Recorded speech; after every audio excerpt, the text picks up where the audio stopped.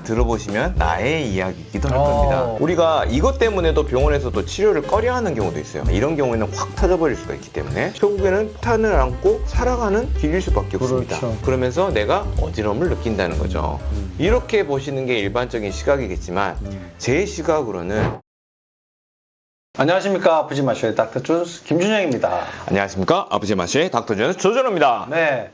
이 추운 겨울이 됐습니다. 네. 제가 이제 터틀넥을 딱 입은 거 보시면 아시겠죠?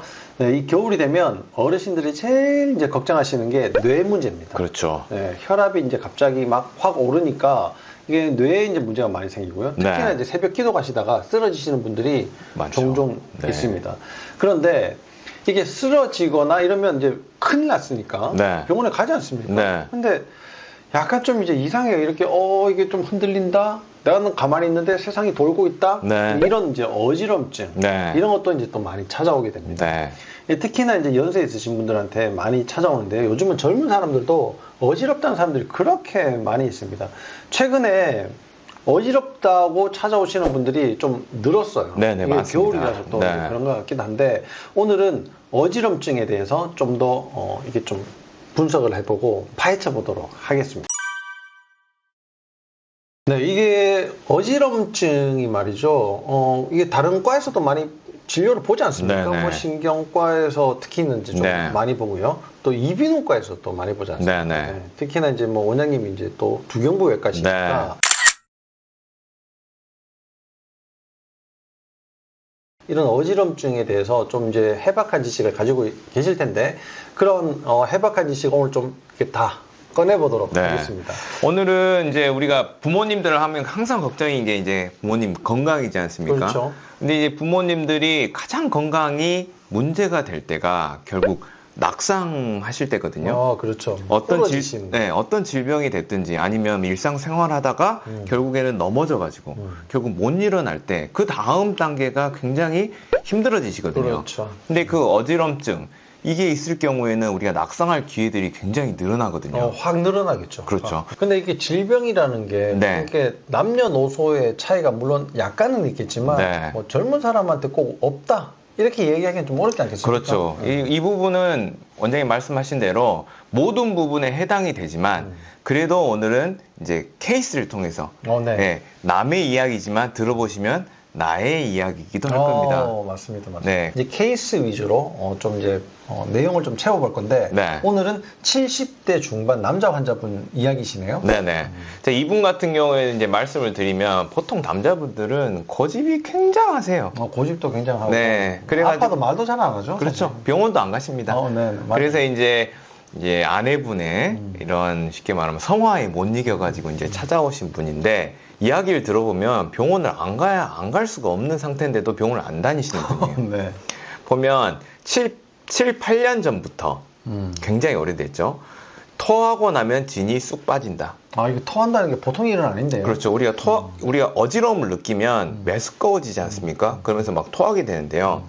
우리가 이것 때문에도 병원에서도 치료를 꺼려하는 경우도 있어요. 네. 그러니까 뭔가를 검사를 한다거나 치료를 할 때 이렇게 내가 유발을 했더니 갑자기 어지러움이 올라오면서 네. 토해버리니까 네. 본인도 힘들어지고 그리고 예를 들면 그 의료진들도 당황스러운 경우가 있기 때문에 좀 어려운 경우가 이렇게 내장기관과 관련된 증상들이 나타난다는 거죠. 그리고 한 달 전부터는 드러눕기 시작해서 이제 못 일어난 겁니다. 그래서 어느 병원에 신경과에 가서 입원 치료 검사까지 했다가 8일이나 입원해서 퇴원했는데 진단명은 검사하고 막 했는데 네, 그냥 상세불명 어지럼증. 잘 모르겠다. 네, 어지럽긴 방법이 없다. 한데. 잘 그러니까 모르겠다. 일단 약 좀 먹어보자. 근데 대부분에 쓰는 약들이 그거죠. 뭐 항불안제 같은 거, 그러니까 덜 어지럽게 하는 약들, 이런 거 다음에 신경을 조금 끄는 이런 약들을 많이 쓰시죠. 그리고 이제 어지러움이 찾아오면 이제 메스꺼움이 찾아오고 멀미하는 것 같다. 다행인 거는 의식을 잃거나 이런 적은 없다. 그리고 어지러워지면 왜 눈까지 그럴까요? 눈이 더 침침해지는 것 같다. 빨리 움직이는 것을 보면 어지러움이 찾아온다. 그 말은 어떤 뭐 눈하고 관련된, 뭐 시각하고 관련된 것도 있을 것 같고요. 다행인 부분은 이 의식이 있는데요.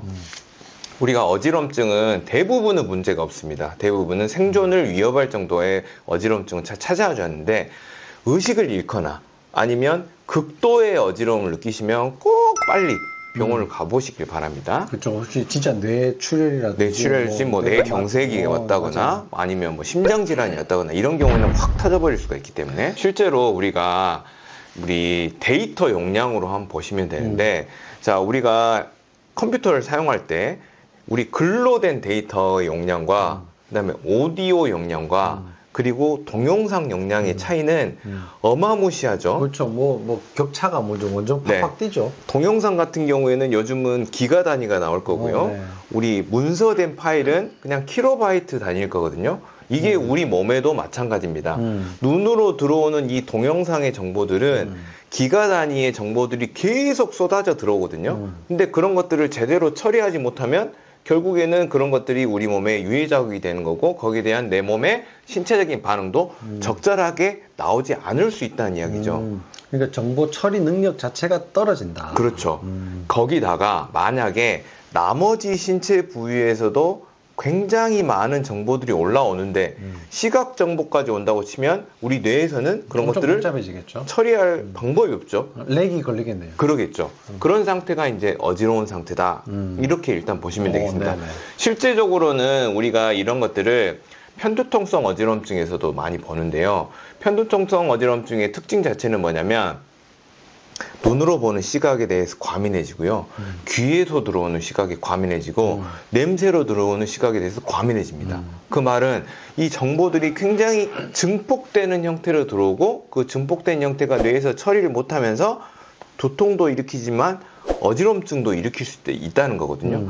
거기다가 일반적인 치료에서는 거기서는 편두통을 낮추는 약들을 쓰죠. 네. 하지만 근본적으로 생각해 보면 정보의 처리 능력을 높여주면서 다시 말하면 신경의 기능을 살려주면서 나머지 우리 몸에서 만들어지는 유해 정보들을 낮춰주면 그런 정보들이 그냥 들어와도 원활하게 돌아갈 수 있다는 거거든요. 네. 그래서 우리는 다른 채널하고 다르게 조금 근본에 가깝게 한번 이야기를 그렇죠. 한번 드려보도록 하겠습니다.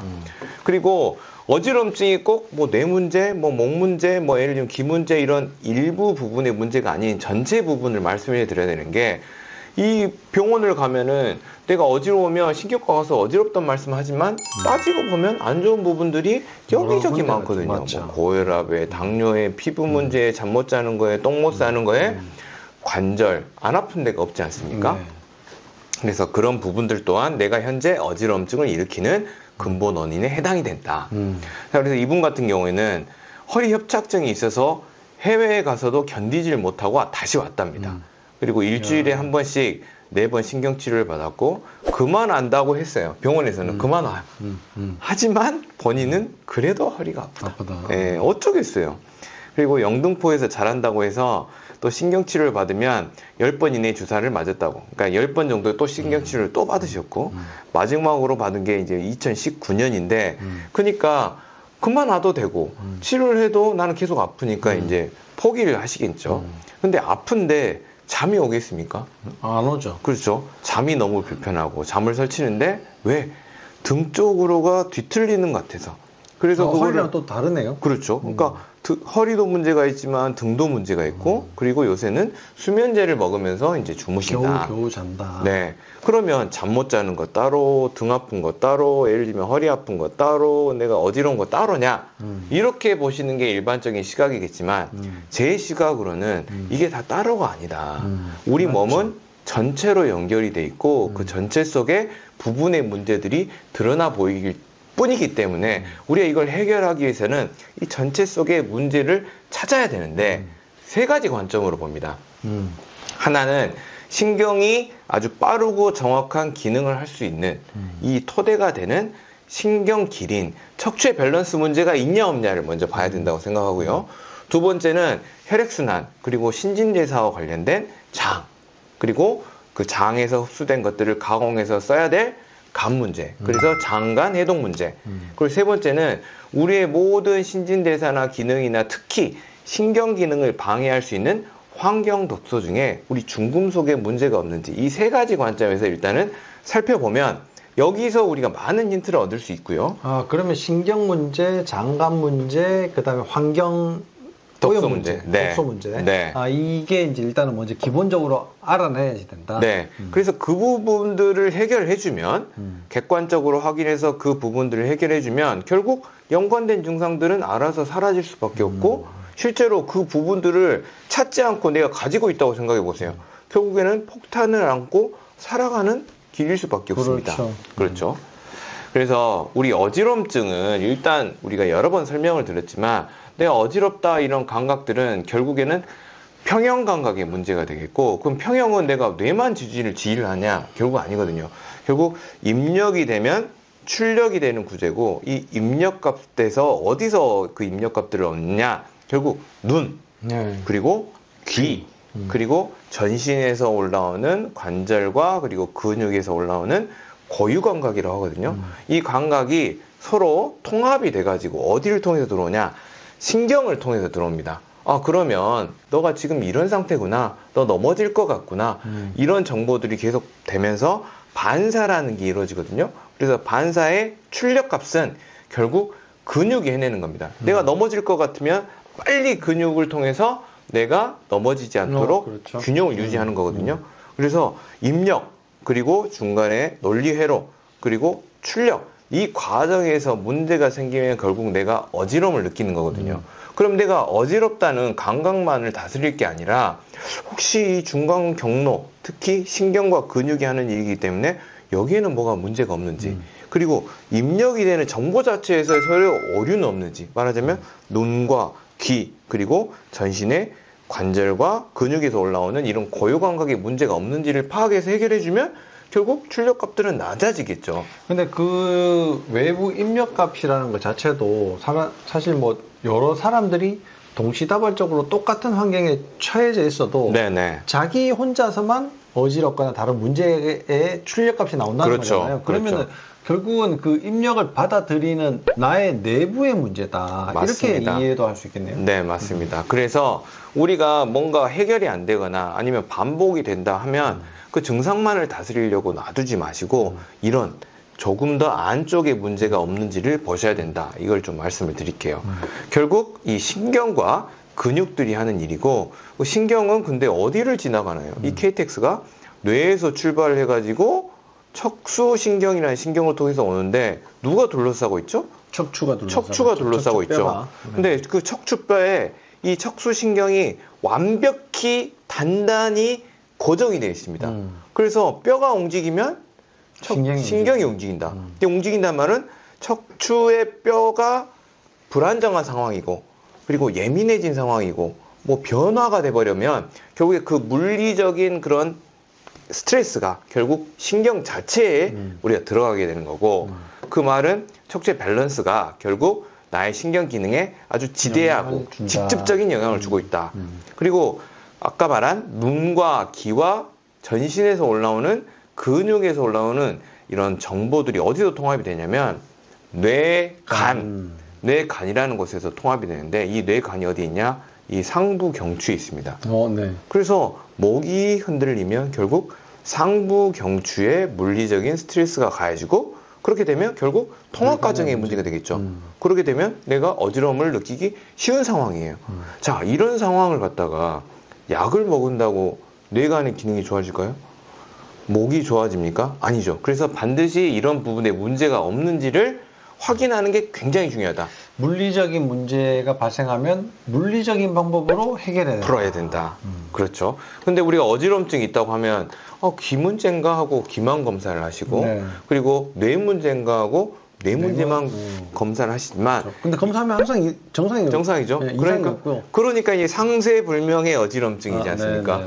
하지만 일단 목만 뒤져봐도 우리가 많은 힌트들을 알 수 있다.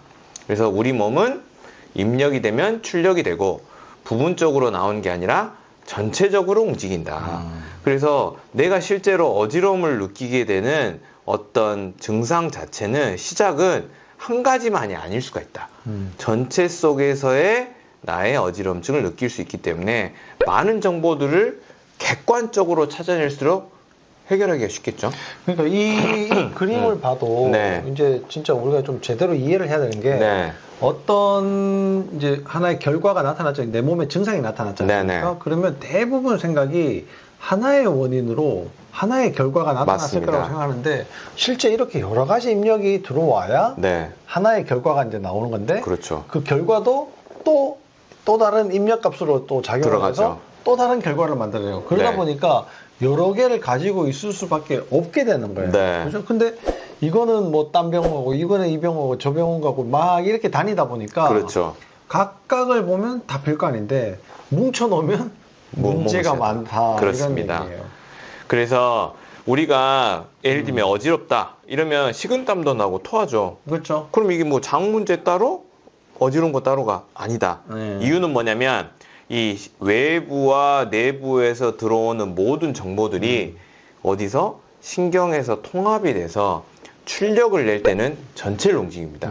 호르몬도 움직이고 자율신경 시스템도 움직이고 그리고 체성 쉽게 말하면 근육도 움직이는 거거든요. 그러니까 내가 근육을 통해서도 이 흔들리는 밸런스를 잡으려고도 하지만 내장기관, 그러니까 장이 움직이는 거 어때요? 아, 자꾸 메스껍고 막 토하고 싶고 가슴 막 두근대고 막 손발은 차지고 식은땀이 나는 게 이 따로가 아니다. 한꺼번에 움직인다. 그래서 부분만 치료해서는 절대 해결할 수가 없다. 반대로 이야기하면 전체를 관장하는 부분만 잘 다스려줘도 모든 것들이 한 방에 해결이 될 수 있다. 그렇죠. 자, 그래서 우리가 합리적으로 한번 생각을 해보면 결국 내가 어지럽다 느낀다. 그러면 일반적으로는 덜 어지럽게 하는 약, 그리고 덜 토하게 하는 약을 쓰지만 이런 일들이 반복이 된다면 조금 더 안쪽, 근본으로 돌아가 보셔서 중간에 논리회로인 자율신경의 문제는 없는지, 그리고 여기에 영향을 미치고 있는 입력값들 여러 가지의 나에게 올라오는 유해한 정보는 없는지, 특히 뭐 찾은다고 하면 눈과 귀와 그리고 전신의 고유감각, 특히 목에서 찾아봐야 되겠죠. 그러니까 이게 자율신경 문제라고 하면 사실 네. 이제 좀 막연하지 않습니까? 네네. 자율신경이라는 게 뭐 구체적으로 딱 드러나 있는 게 아니기 네. 때문에. 근데 아까 말씀하셨다시피 자율신경은 척수신경에서 시작이 돼요. 네. 척수신경은 척추뼈에 둘러싸여져 있고 그렇죠. 척추뼈의 불안정성, 그다음에 예민도 이런 것들이 그대로 신경에 반영되기 때문에 자율신경의 문제다. 이거는 바로 척추의 문제다. 그렇습니다. 이렇게 이야기할 수 있는 거잖아요. 네. 그래서 우리가 그 말씀을 이해하기 쉽게 설명을 하면, 자, 모양이 바뀐다고 예를 들면 뭔가 긴장도가 생기거나 물리적인 스트레스를 받을까? 이렇게 생각할 수 있죠. 뭐 기본적으로 그렇게 생각하죠. 네. 보시면, 자, 우리 목은 이렇게 C자 형태로 돼 있어야 돼요. 이렇게 한번 해보세요. 뭐 굉장히 편안하잖아요. 자, C자 형태로 보세요. 굉장히 편안하잖아요. 이거를 모양만 좀 바꿔볼게요. 일자목으로 한번 만들어 보세요. 어때요? 땡기죠. 굉장히 땡기죠. 네, 네. 근데 이 안에 신경이 들었다고 생각해 보세요. 네. 그럼 어떻게 신경이 쭉 땡기게 되겠죠. 땡기죠. 자, 전기줄인 신경을 갖다가 계속 땡기고 있어요. 그러면 문제가 생길 수 있다. 생길 수 있다는 거죠. 그래서 현재 우리가 드러나 보이는, 이분이 느끼는 이 어지럼증의 이 내부에는 여러 가지 문제가 있을 수가 있다. 복잡하게 이제 있네요. 그죠? 네. 근데 어지럼증을 느낄 때 여러 가지 내장기관의 증상들도 드러나지 않습니까? 그래서 자율신경 기능 이상이 반드시 숨어 있고 이 문제를 일으키는 거의 대부분은 척추의 밸런스 문제다.